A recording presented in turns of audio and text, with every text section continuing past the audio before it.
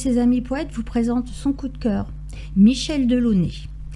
Il est né à Briouze dans l'Orne en 1956.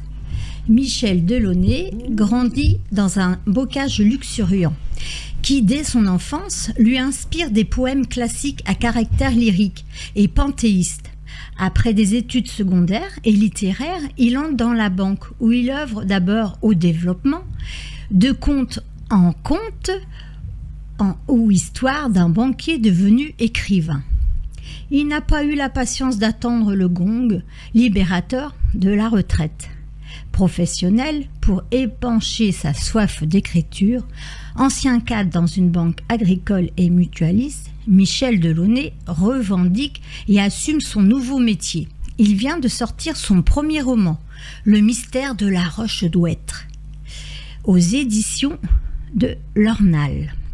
C'est Jules Verne qui l'a ouvert à la lecture, à la fin de la 6e. J'avais bouffé toute sa bibliographie, se souvient Michel Delaunay. Une lecture presque en catimini, la nuit à la lampe électrique au fond de son lit.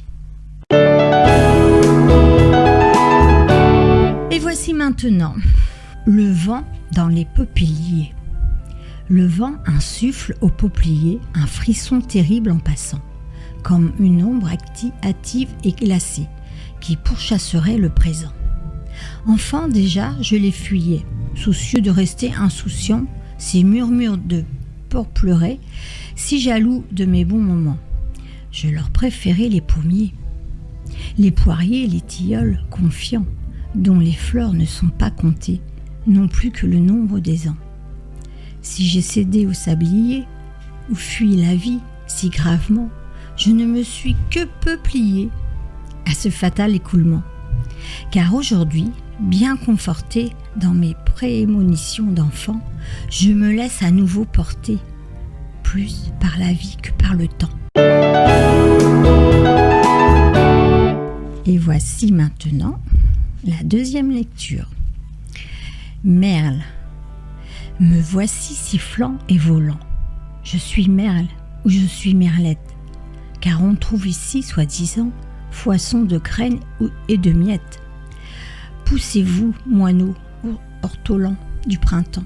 Je suis le prophète pour pépier, que vaut votre temps? Poussez-vous, place à la vedette. Je dois, pour forcer mon talent, prendre le meilleur de l'assiette. De mon gosier si fortifiant, la symphonie d'avril soit prête. Et là, vous, tous les habitants, vous qui pleurnichez sur la planète, vous deviendrez, en m'écoutant, des artistes et des poètes, comprenant tout que l'important devant l'hymne que j'aurai faite, c'est le miracle du vivant. Donc chacun doit nourrir la fête.